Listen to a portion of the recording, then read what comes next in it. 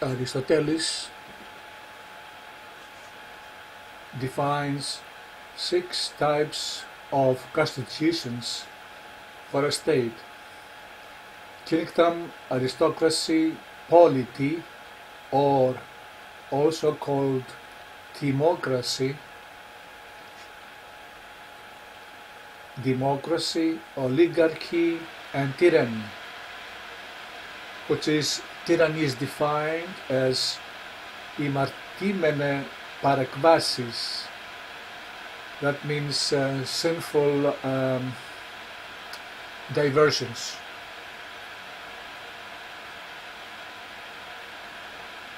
Monarchy arises naturally when one man surpasses all others in capacity, and aristocracy when a minority is so superior to all others that they are born rulers.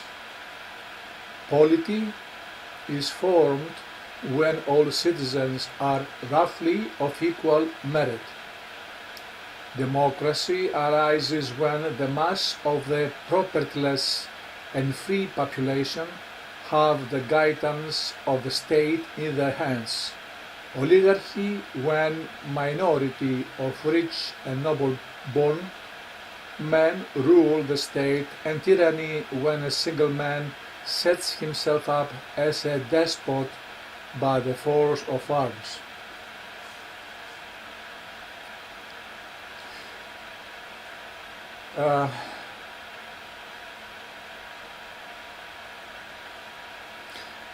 The best state,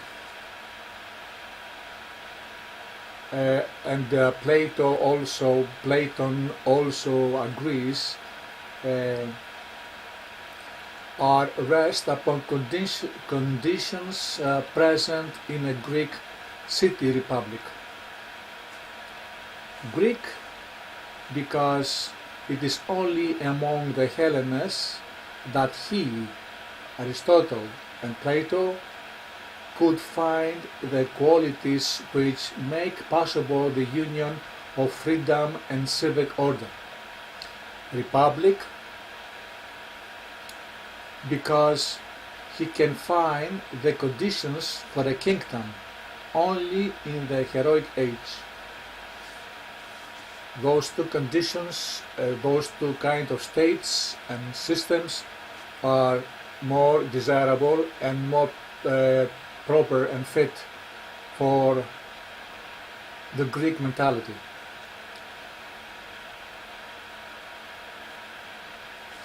But he says that a model state is an aristocracy,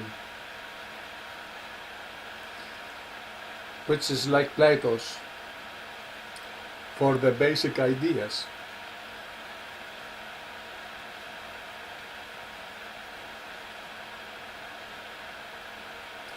All citizens of the state are to have the right of participating in the administration and are to be called upon to exercise the right when they have reached mature years. But in the best state, only those are to be citizens who are capable of their position and education of taking a responsible part in government.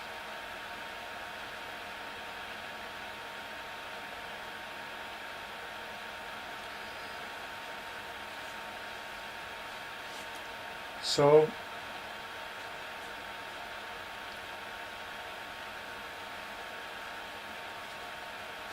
examining the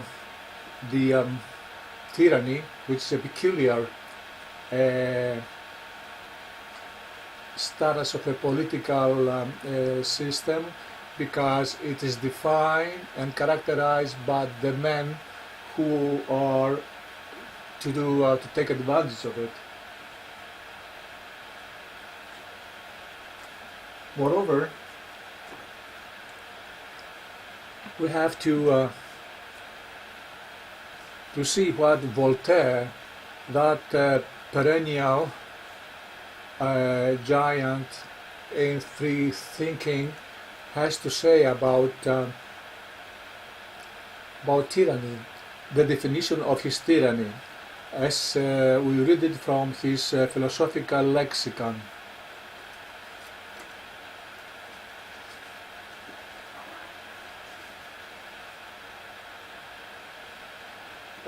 Voltaire says there are two kinds of tyranny, the tyranny of one man and the tyranny of many. The tyranny of one man is easy to handle, as it is more preferable because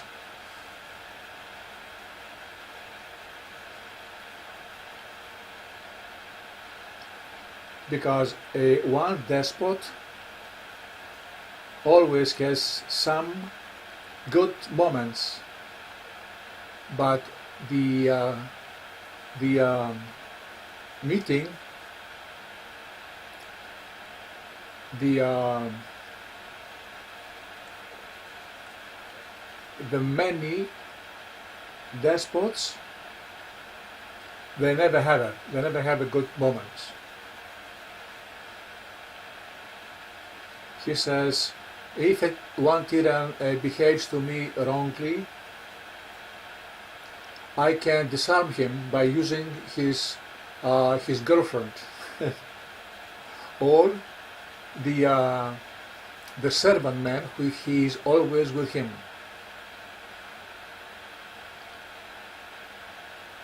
or his confessor if he is Christian. But a company of many tyrants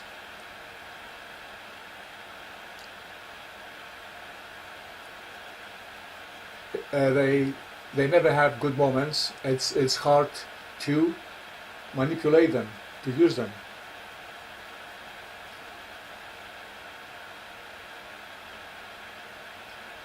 When the tyranny of many,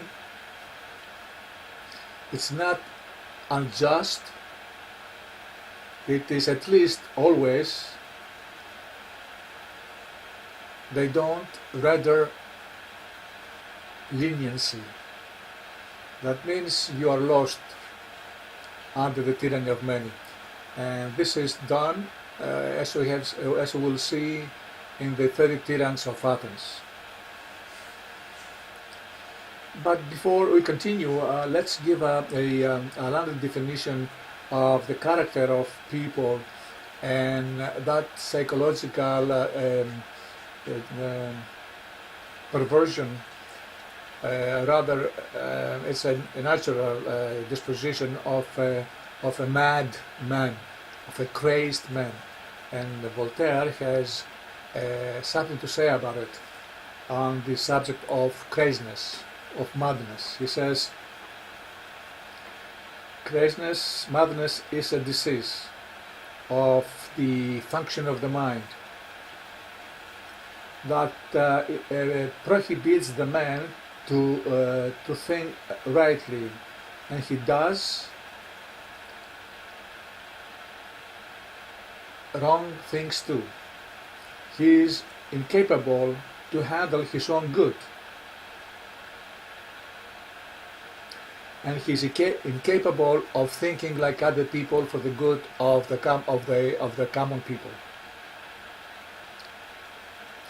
When he's a dangerous man, we confine him and we put him in asylum.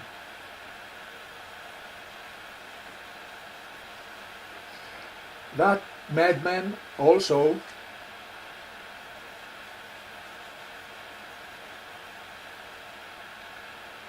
he sees with his soul like Aristotle does, like Plato does, Locke and Newton.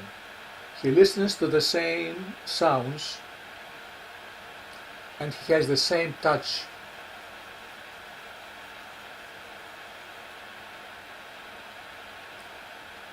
So he seems to be also incapable of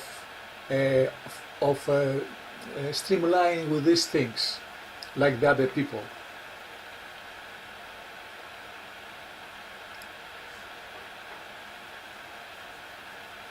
Because if a madman sees red, a wise man sees blue. When other people, the wise people, listen to music, the madman, he listens to the to the gout of a donkey, like the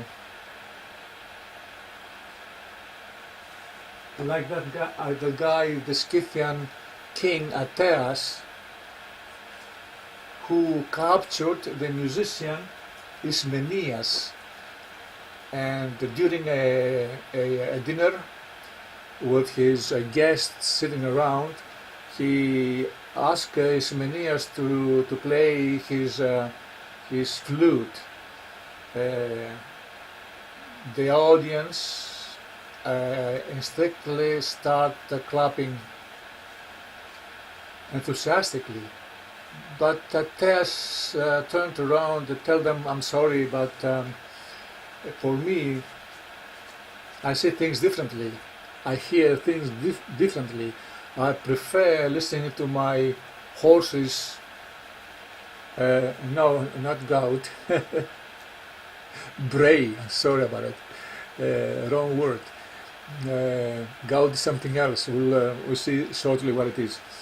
I prefer to hear my horse braying than Ismenia's flute.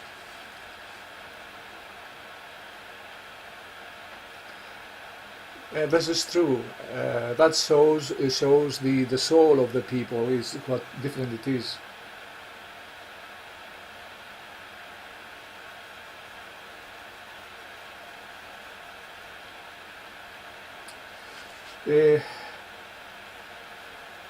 So a madman cannot change the essence of things because of his condition.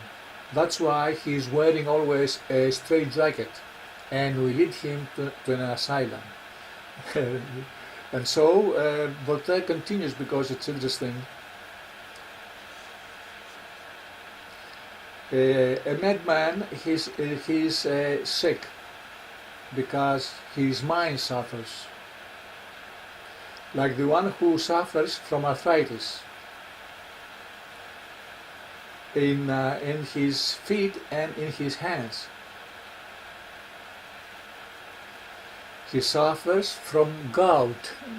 Here it is, the gout.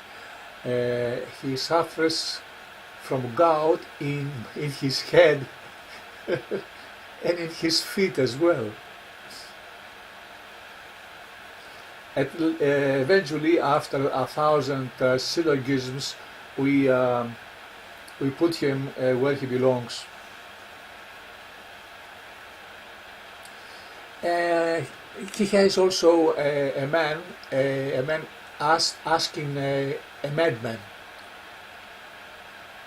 a doctor asking a madman, man, you are free to enter my house, my windows are open, you come in and you can take use of my house and feel better and see how things are in my house, and you can take advantage of it.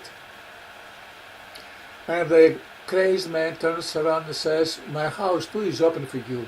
You can come in too, because I see the same things as you do, I feel the same things, and I watch the same things. But only my soul handles all of these things in her own way.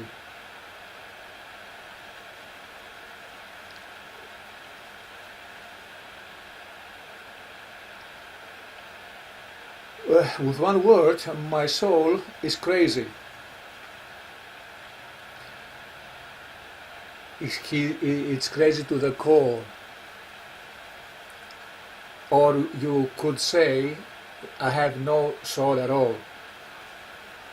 And this comes to, gentlemen make a comment, this comes to the present day when people who have set up crazed institutions for human enslavement. We'll see that later on. These people, we call them today serpents, because they have cold blood running in their veins, so they have no feeling from their fellow men. They only want to enslave economically human beings for their own benefits. We continue.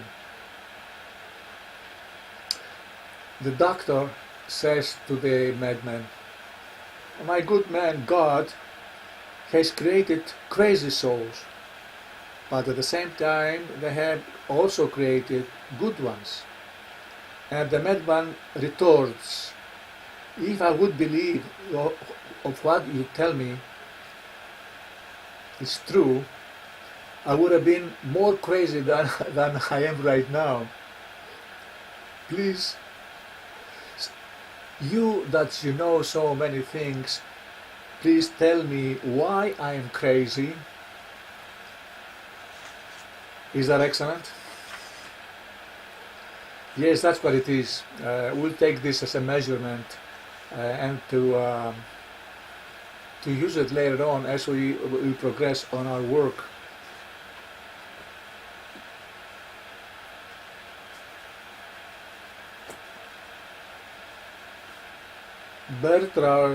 Bertrand Russell, that also famous philosopher,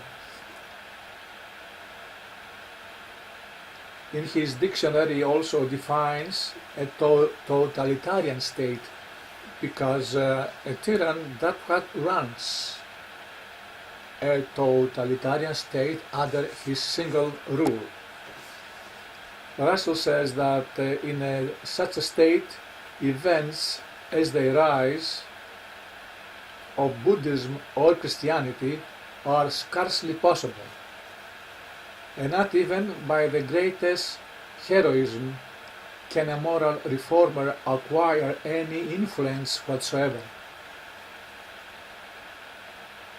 There is a new fact in human history brought about by the much increased control over individuals which the modern technique of government has made possible.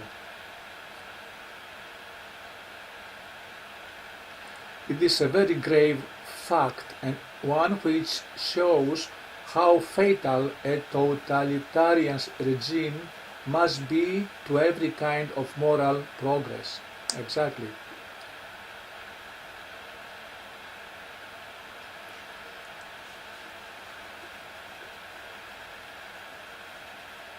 Theognis, the Megarian commentator on any part of civilization, in his book, the only book that survived, Elegies, says about tyranny.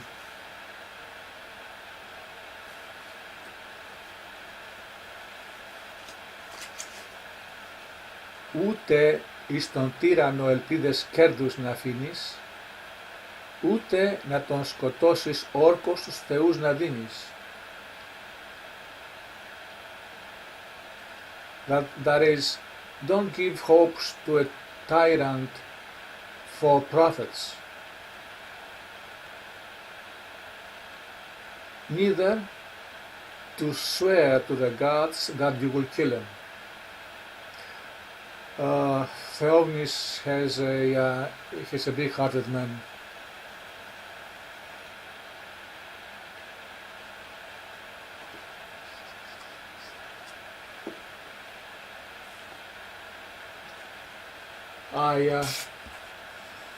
I'll give you, just for the sake of further educating seminar, I'll give you some lexicons to look up on the word of tyrannos or tyranny, tyrant or tyranny, just for the sake of it. It's in Greek, in the original essence of the word. This is J.B. Hoffman 1950 work. Look up the word. The famous epitome of the great lexicon of the Greek language, Linda Lescott, and the 1500 book of the priest Thomas Gesford, 1500 book written then. This the big one, etymological Magnum lexicon.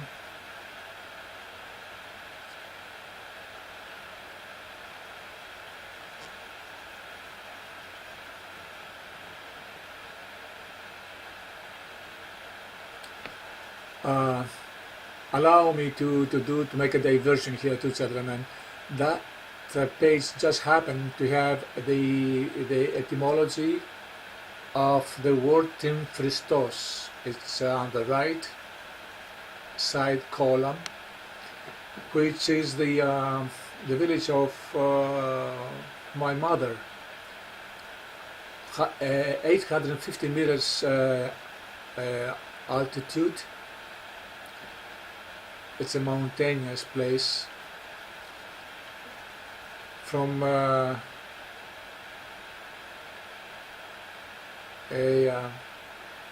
from where the Spercheios River springs.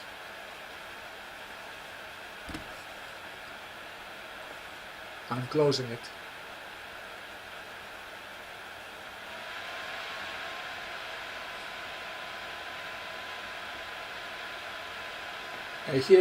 Here we are on the Peter Crench, the 30 Tyrants book, quite a good Enchiridion. He has the map of Attica, the proper Greece. This is the metropolitan Greece that comprises northern Greece too, the provinces of Thrace, Macedonia, Illyria, and north of it, Paeonia. All the coast of the Ionian coast, the Troad, Propondis, Byzantium, and so on.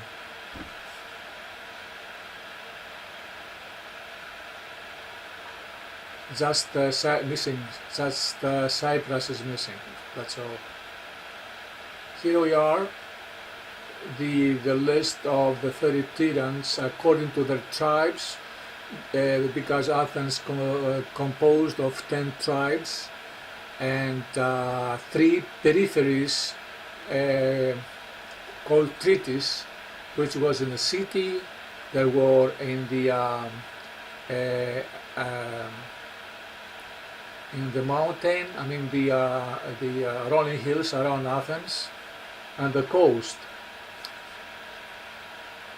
Leader of the 30 tyrants was Critias from the Erythriis tribe. The man was really rude and crude at the same time. Although a pupil of Socrates, he started bullying that his teacher, sending him to some errands, and one of them was to become a murderer. He was sending him to Salamis to murder someone. I think it was Leon, a rich man, and some other errands as well. Socrates gave him the sign of upper finger and ignored him altogether. Critias pressed after him, threatening him to kill him. Socrates was laughing with his ironic smile that man's futile behavior.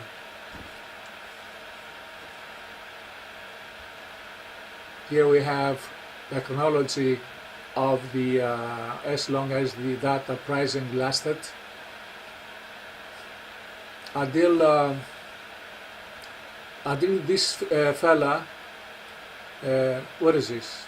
Pheramenes, yes, from the coast, from the Pandionis tribe. Pheramenes defeated the 30 tyrants in Piraeus, and this is the Greek jurisprudence and a code of laws that the Romans took up and formed their own code of laws, which the Western world is using as a point of reference.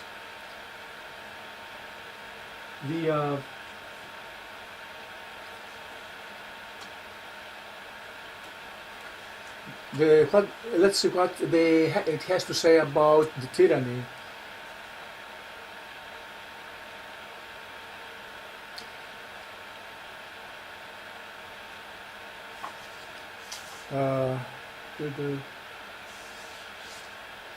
The man who wanted to set up tyranny,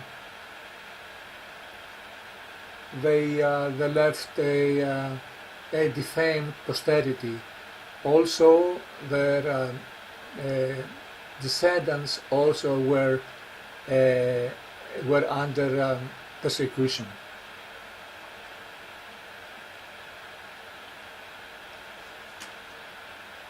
They not only they threw them out of the city, but also they dig up the bones of their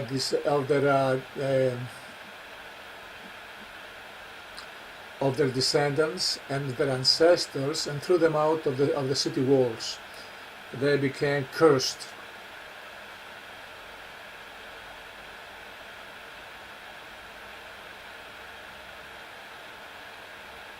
So the whole pedigree of a tyrann, they have to suffer through the time.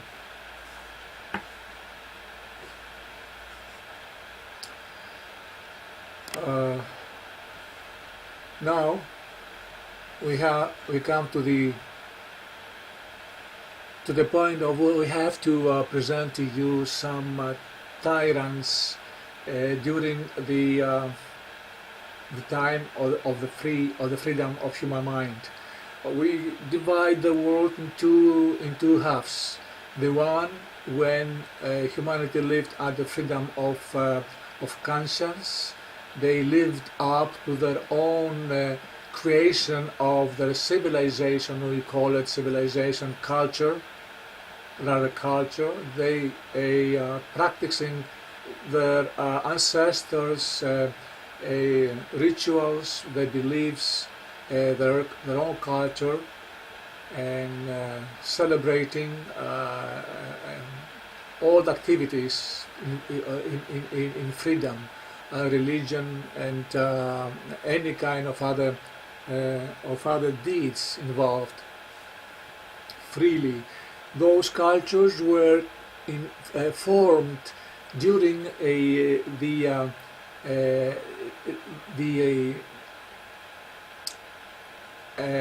work of hundreds, maybe thousands of years, and they forming their present culture. But also, this culture were been updating itself according to the idiocracy of the people, as Epicurus says.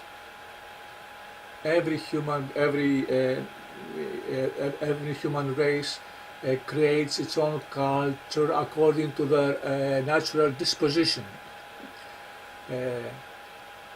That time were people living in freedom.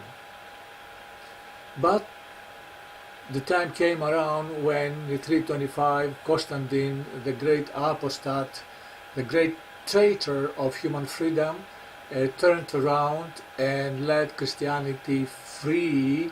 Not only, but it gave Christianity a foot in human history, which involved in tyranny, untold destruction brought to human mind and to human freedom and human conscience. So that time we call it Christian time, and the time of the Hellenists, Hellenic time and Christian time.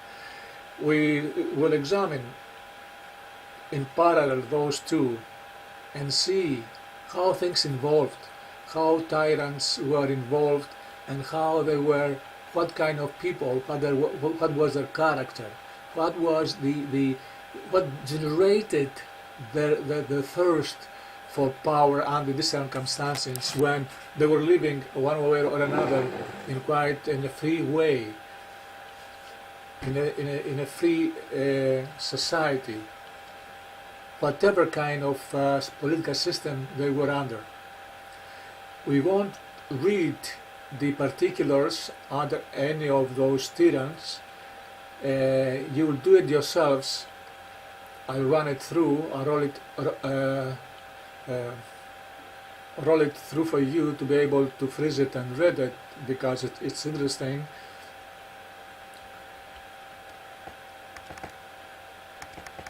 I will stay only to one man because it's quite quite interesting and phenomenally branded by the length of time which still survives. And this is the guy, here it is, Aristodemos the Malakos. Aristodemos, the soft-headed man who was tyrant of Kymi. Kymi Cynic gentleman was the city of Euboea, which inhabited the quite in 650 before Apollonius, southern Italy, which became slowly, with a swarm of Greek settlers, the Magna Graecia. Kymians gave the alphabet to the local people, like the Etruscans, and then Romans took it up, which is Kymian alphabet. So this guy, the barbarians called him soft-minded because he could not discern the right from the wrong. So you understand what stupid man he was. And we call him today Malakas, means soft-headed man.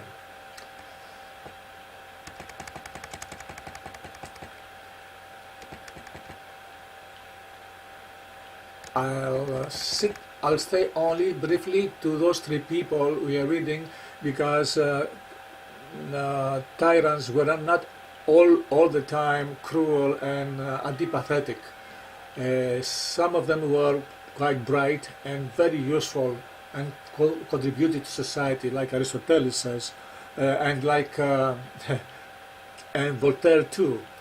Periandros, he was voted as a tyrant.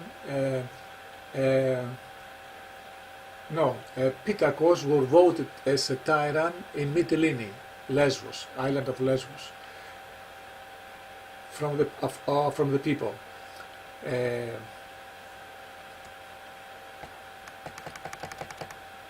Hermias also was a very useful and bright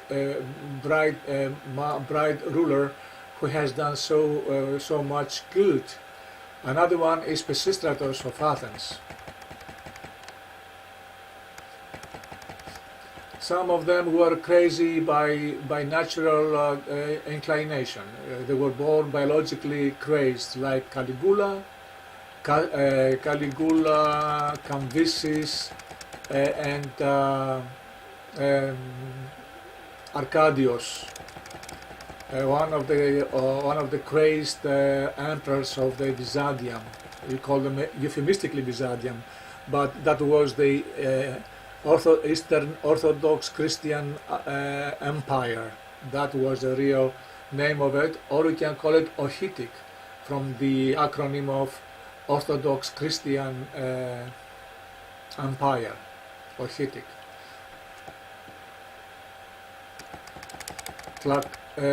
Tlacael, the Mexican king, he was crazy enough to burn all the books and witnesses of his civilization, and he rewrote the history of Mexico, glorifying himself. And we come to our present time. This is the time of the Hellenists, the time of the freedom of the Hellenists. Now we come to the time of the Christian epoch. In this time there is so much about it. It takes volumes to contemplate and read it, but some of them epigrammatically we have put them over here. You see them. I'll also add the new president of the United States of America, Donald Trump, just because he's a businessman president. This is for the first time we have a business president, and this man, he looks after making money and profit instead of bringing a balance, a just balance in the world, which includes ecology, biology, economics, culture, technology.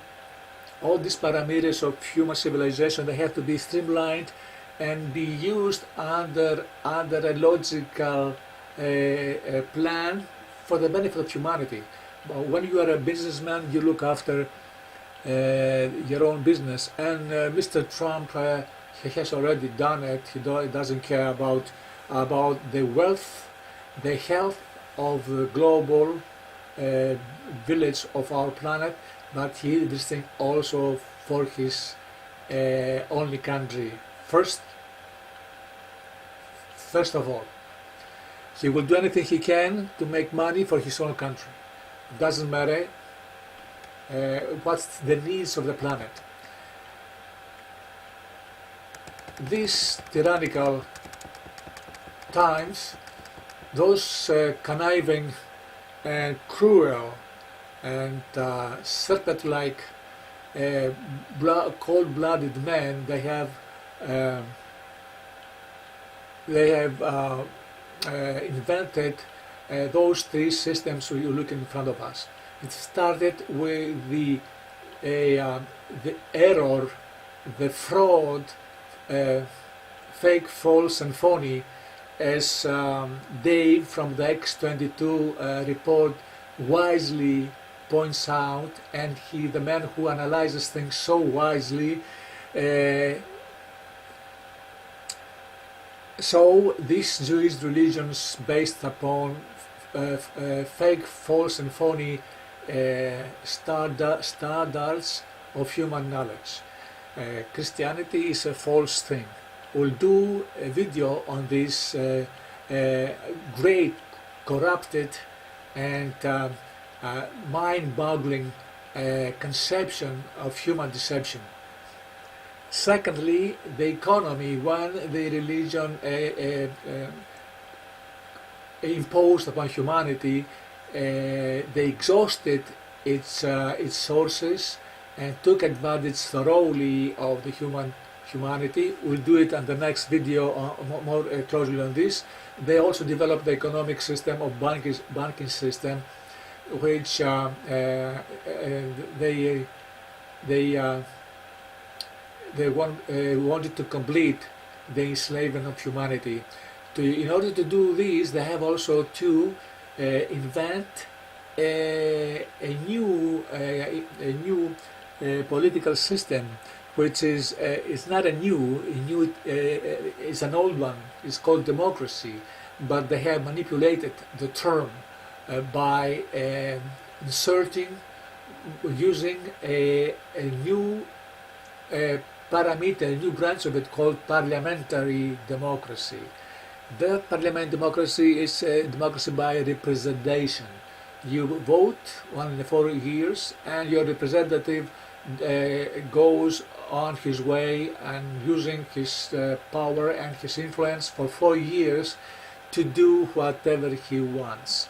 And though today this parliamentary democracy, all the members of this in the Western Hemisphere, they are sold out son of a bitches to the head of the economic system, the banking system. I'm telling you this in the terms of a Theodorian, or like Heraclitus says, treat things the way they are deserved, according to their integrity. And this subject I'm talking about, its integrity it's a shit.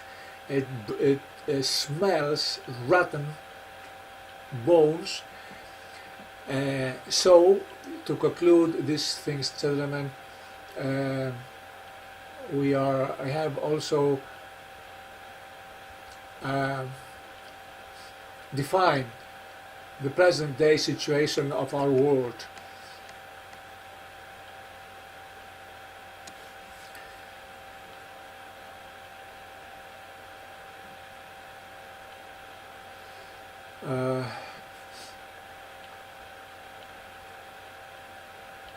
Tyranny. It is today in many facets.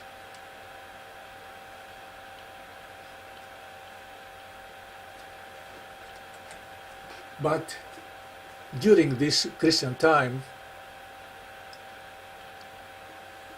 we have moments of brightness. And this is the time of the Renaissance. Renaissance deserves time of its own to make it a video sometime. In the Renaissance,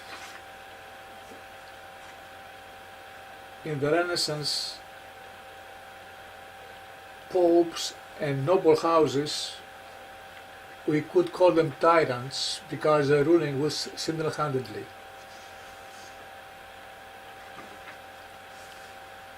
But actually, the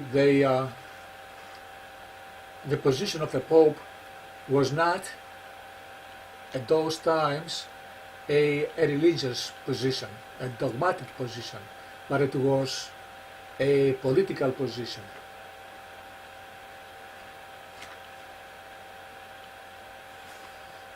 So, the Pope's Renaissance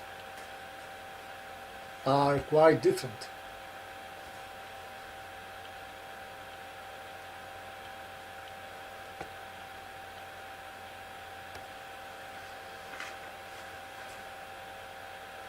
The first one in history is Nicholas V.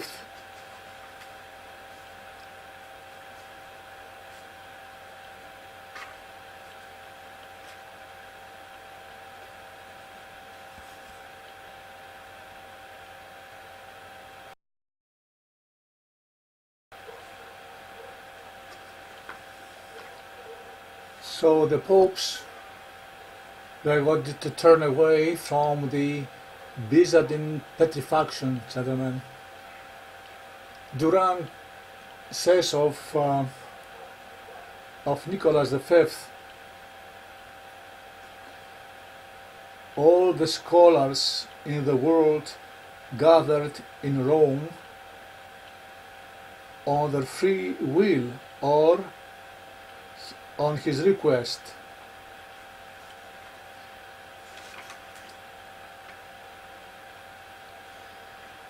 The humanity of Nicholas is perennial.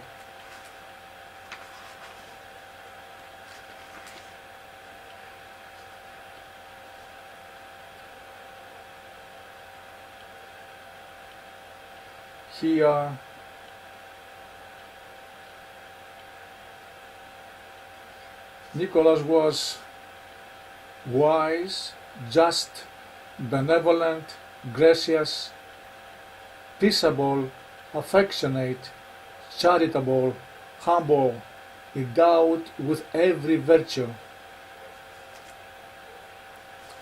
Pius II, Pope, the name Aeneas Silvio de Piccolomini. The man got the name Aeneas, the Trojan hero. Aeneas called himself Silvacam Amator, that is, lover of woods. He was fighting to save the destruction of the ruins.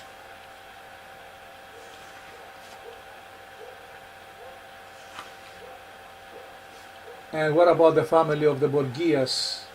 Rodrigo Borgias got the name after Alexander the Great, Alexander the Sixth rather.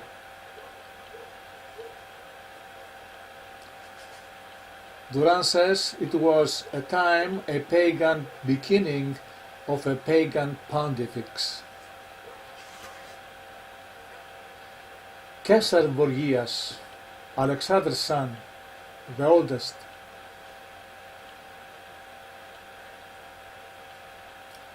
He was strong like Heracles.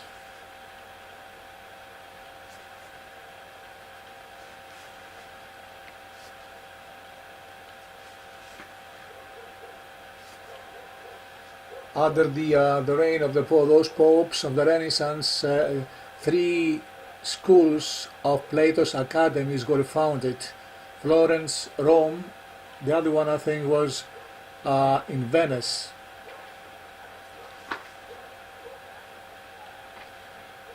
Leon VI, the son of Cosimo of Medici, that great family in Florence, from where Renaissance started taking roots. He was called the Magnificent.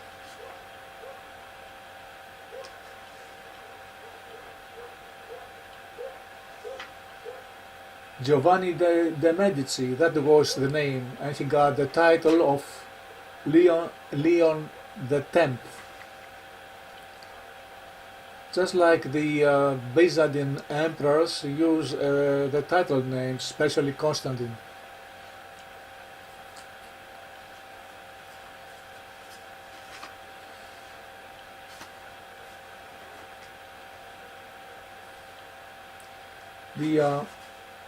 The rulers, or tyrants, whom I call them, were big families ruling big areas, cities. Those were rulers of patronaging arts and science. The families in Milan of Francesco Sforza, Visconti, the Stenzis in Ferrara, Alfonso the Magnanimous in Naples, the family of Medici in Florence, Montefeltri in Urbino, Malatesta in Rimini, the whole Venice, the Barbari family, the Giovanni Battivoglia in Bologna, all those the families, rulers were the supporters of Renaissance. Many of them, when they felt the need to find refuge of the craziness that still was in the air, they went and called philosophers and historians to gain back their peace of mind. Like Cosimo de Medici, he was looking after the company of Alberti and Alberti's Hellenism.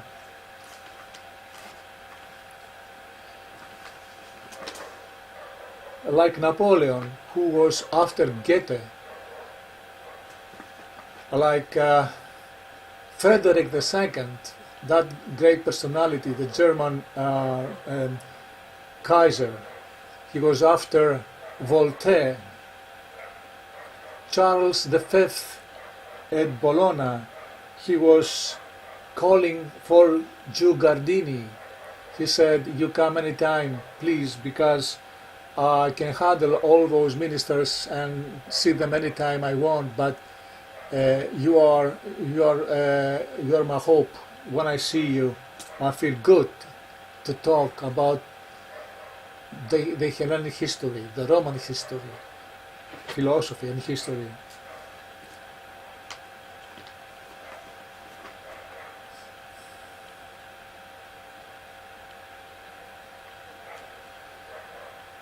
So, gentlemen, this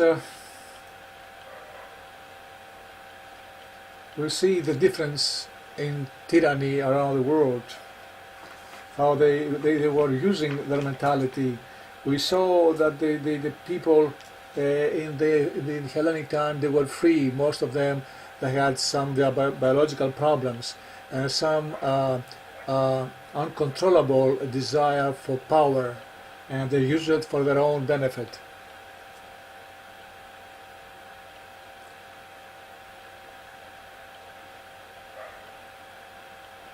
We saw in the Greek history that the families of the Alevad in Thessaly, the tyrants of Thebes, they fought with the side of the Persians when all the cities were ruled by tyrants.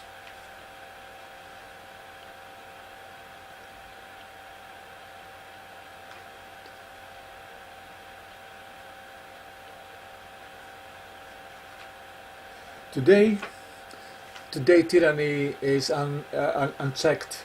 We cannot control it. We are having a network of chain wrapped around our wrists and our legs. This is economy that cripples humanity to indignity, to humiliation. On top of the mental stagnation because of the Christian era dogmatism, the confusion and perplex situations we cannot untie it. It's hard and it is lasting. We take an example of today's what is happening, and an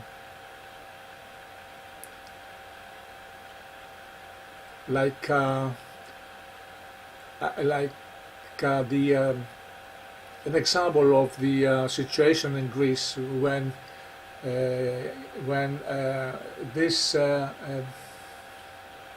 puppets of the parliament members is a resounding example of terror is a man. The persecution of the citizens through economic means and obligations, they drive people to suicides. They living in the gutters, in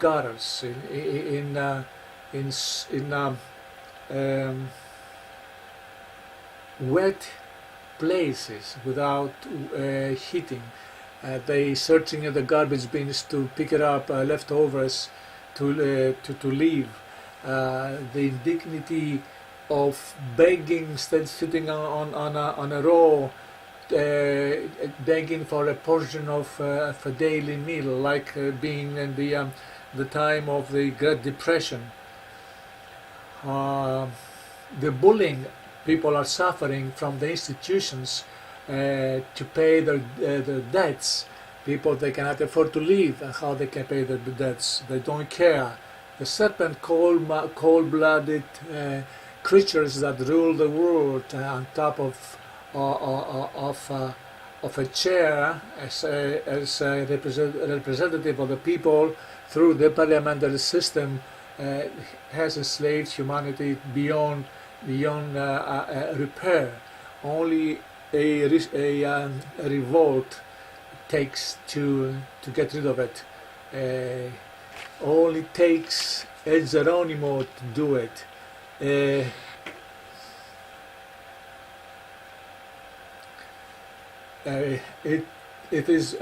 is hard to realize and to make it out how the situation is being unfolding in the world. Tyranny we have never seen before, and never imagined. Even the time of the Renaissance, some people, they revolted of the system. They were not satisfied with the present day turn of events.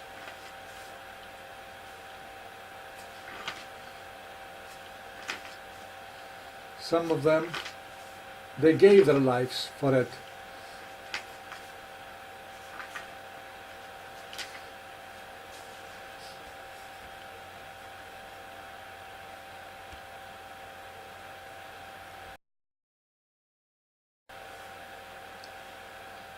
Stefano Porcaro, Platina, Jacopo Foscari. Those people became heroes at those times in Renaissance. Who knows that Machiavelli's hero Caesar Borgias overthrew a dozen of tyrants in 2 years' time.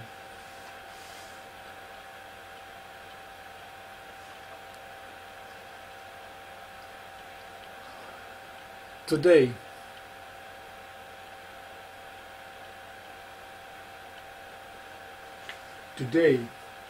who will lead such a kind of revolt?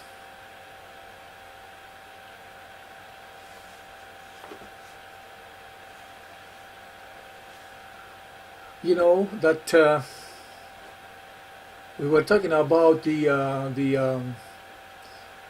Chemian tyrant.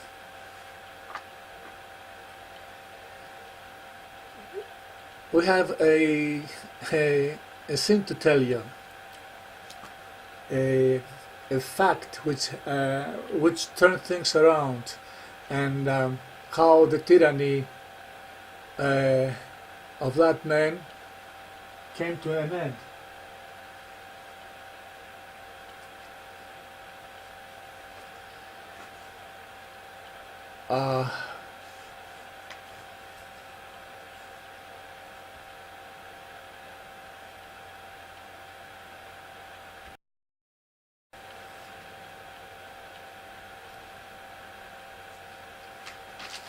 One day,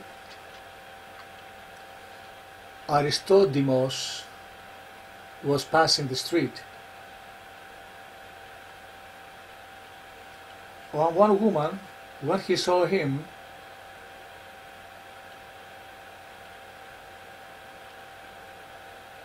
coming on her way, the woman stepped out of the path of Aristodemos, and she covered with her veil her face. Some people saw her, a young man, and approached her and told her, "Why you do such a kind of honor to this terrible man, to a tyrant?" And she says, "Monos gar Chimeon Aristodemos anir esti."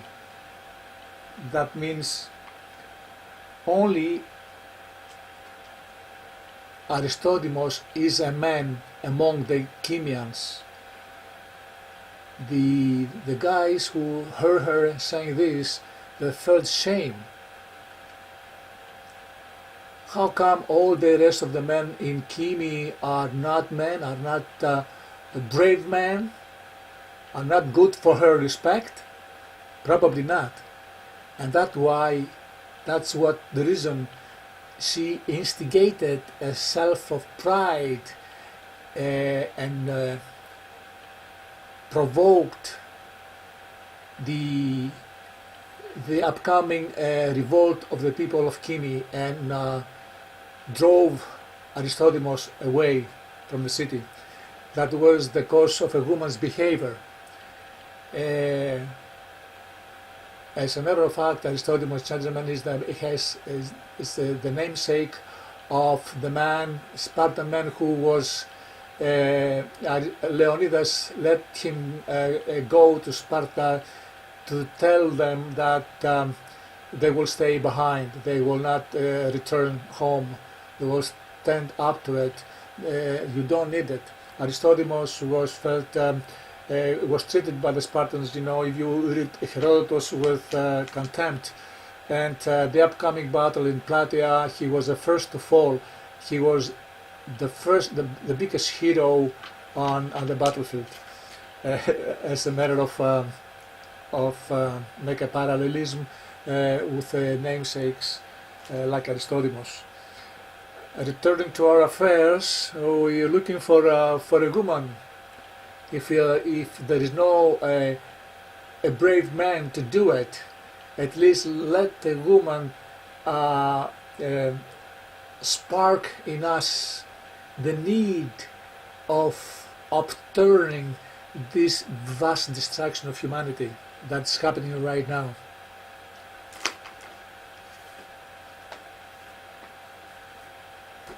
In conclusion, we hope we approach this subject with with the merit of historical truth and parallelism.